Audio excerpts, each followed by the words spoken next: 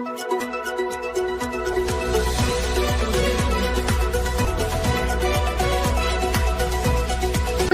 મિત્રો, હું છું એન્કર અમિતા પટેલ. આપ જોઈ રહ્યા છો મુંબઈ તરંગ ગુજરાત ન્યૂઝ. જોતા રહો ગુજરાતની તમામ અપડેટ સૌથી પહેલા મુંબઈ તરંગ ન્યૂઝ ચેનલ પર. આમાં અલગ અલગ દિવસો પહેલા, ત્રીજા, પાંચમા, સાતમા, નવમા અને 10મા દિવસે વિસર્જનની પ્રક્રિયાઓ થાય છે. આપણા સુરત શહેરમાં સૌથી ધૂમધામથી ગણેશજીના તહેવારો મનાવવામાં આવે છે.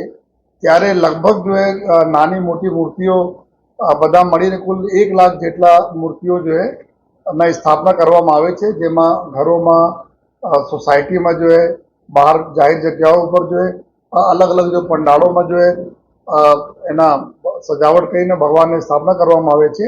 અને આ વખતે વધારે જોશ સાથે જ્યારે ઓપરેશન સિંદૂર ઉપર, એના થીમ ઉપર, સ્વદેશી થીમ ઉપર ખૂબ મોટે પાયે સજાવટો કરવામાં આવી છે.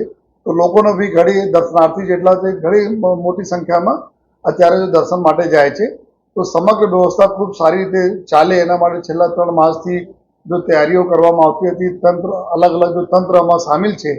પોલીસ હોય, કોર્પોરેશન હોય, વહીવટી તંત્ર હોય અને સાથે જેટકો, જીબી વગેરે જેટલા બી તંત્ર છે, આ બધાને સંકલન કરીને અત્યારે સરસ રીતે બધી વ્યવસ્થા ગોઠવવામાં આવી છે. આમાં અત્યારે ટોટલ જેટલા અમારા પંડાળો છે, પંડાળોમાં ખાસ કરીને એવા મોટા પંડાળો જ્યાં પુષ્કળ હજારોની સંખ્યામાં દરરોજ દર્શનાર્થીઓ જાય છે, એના લગભગ 150 જેટલા એવા પંડાળો અમે લોકો ચિહ્નિત કરેલા છીએ, જ્યાં ક્રાઇમ બ્રાન્ચના મદદથી આમાં આર્ટિફિશિયલ ઇન્ટેલિજન્સના યુઝ કરીને કેમેરાઓ ત્યાં મૂકવામાં આવેલા છે, જેના મોનિટરિંગ અહીંયાથી command control room, police commissioner ઓફિસમાંથી થાય છે. અને સાથોસાથ સમગ્ર વ્યવસ્થા ખૂબ સારી રીતે જળવાય એના માટે ટોટલ અમે લોકો 21 જેટલા કૃત્રિમ તળાવના અત્યારે કામ ચાલુ થઈ ગયા છે, અમુક બની ગયા છે, જ્યાં વિસર્જનની બી પ્રક્રિયાઓ અત્યારે ચાલુ થઈ ગઈ છે. નાની 5 ફીટ સુધી તક મૂર્તિ રહેશે, આ 21 જેટલા કૃત્રિમ તળાવ ઉપર એના વિસર્જનના પ્રક્રિયા કરવામાં આવશે.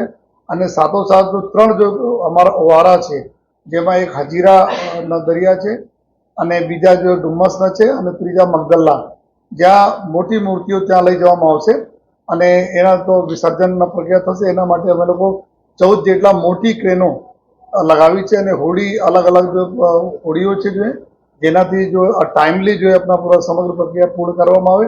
આ પ્રકારના વ્યવસ્થાઓ અને એના સાથે લોકલ વોલેન્ટિયર છે, લોકલ મંડળીઓ છે, વિસર્જનના કામ કરે છે, પોલીસની સાથે સંકલનમાં, એના સાથે પણ મિટિંગો પૂર્ણ થઈ ગઈ છે. અને પૂરા સમગ્ર બંદોબસ્તમાં વાત કરીએ તો આ પૂરા બંદોબસ્તમાં સુરત શહેર પોલીસના પૂરી ટીમ અને માનની ડીજી સાહેબ તરફથી પોલીસ બંદોબસ્ત ફાળવવામાં આવેલા છે. આમાં કુલ 3 જેટલા જોઈન્ટ કમિશનર પોલીસ રહેશે અને 22 જેટલા ડેપ્ટી કમિશનર પોલીસ એટલે કે એસપી કચ્છના અધિકારીઓ સમગ્ર બંદોબસ્તના સુપરવિઝન કરશે. 33 જેટલા એસીપી, 150 જેટલા અમારા પોલીસ ઇન્સ્પેક્ટર રેન્કના અધિકારીઓ અને 330થી વધુ સબ ઇન્સ્પેક્ટર્સ ડિપ્લોયમેન્ટમાં રહેશે.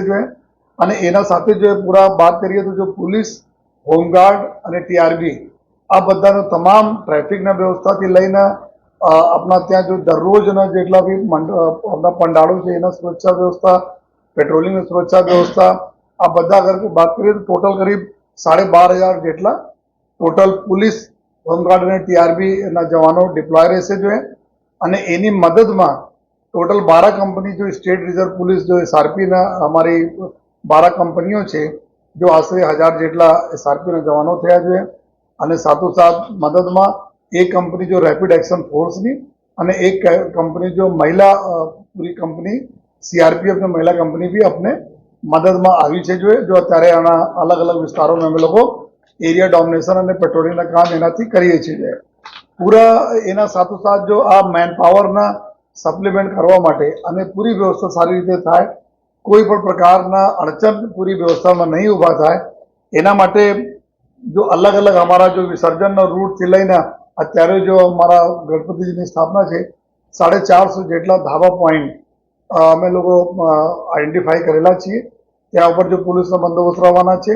400 જેટલા અમારા ડીપ પોઈન્ટ છે, મેઇન રૂટના અંદર જ્યાં ગણેશજીની સ્થાપના છે એના અંદરના ભાગોમાં બી 400 જેટલા ડી પોઈન્ટ રાખવામાં આવેલા છે.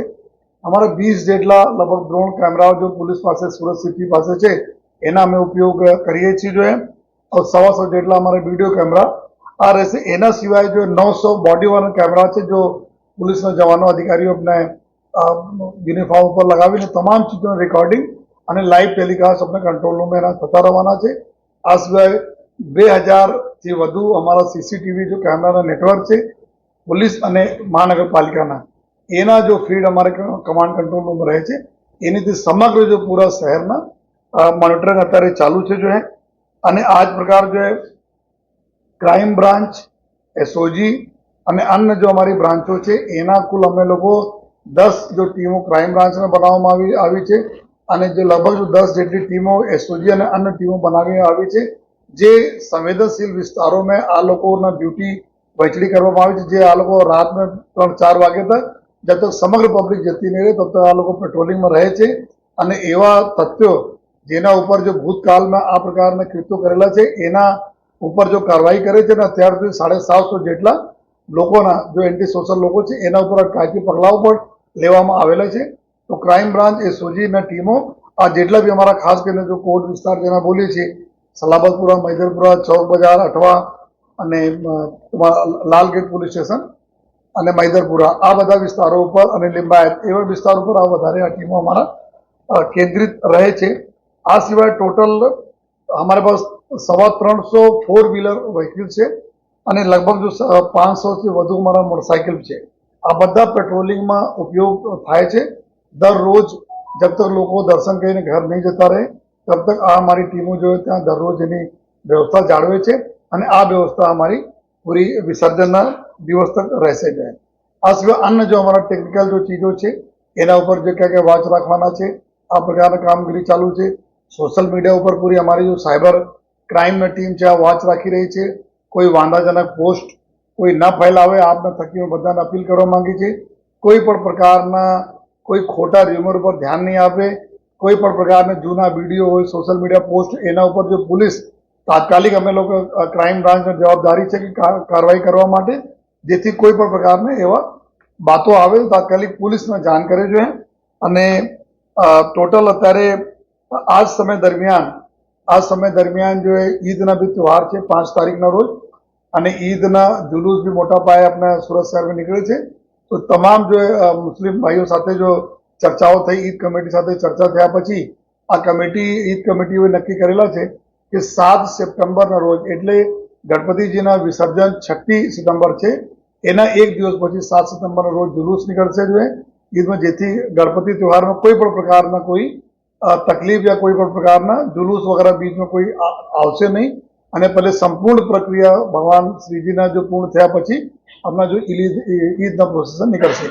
તો આ સમગ્ર વ્યવસ્થા અમે લોકો કરી છે જોઈએ અને અમે એવા લોકોને બી ચેતવણી આપીએ છીએ જો કે કોઈ પણ પ્રકારના ડિસ્ટર્બ કરવાના કોશિશ કરશે એના ઉપર સખત પગલાં લેવા માટે તમામ ટીમોને જો છૂટ આપવામાં આવી છે જોઈએ અને બધાને અપીલ કરી છે. આ તહેવાર બહુ સૌથી મોટો તહેવાર સુરતના છે. સુરતના અમારા શાન બાનનો તહેવાર છે તો બધા લોકો મળીને ઉજવી એવી બધાને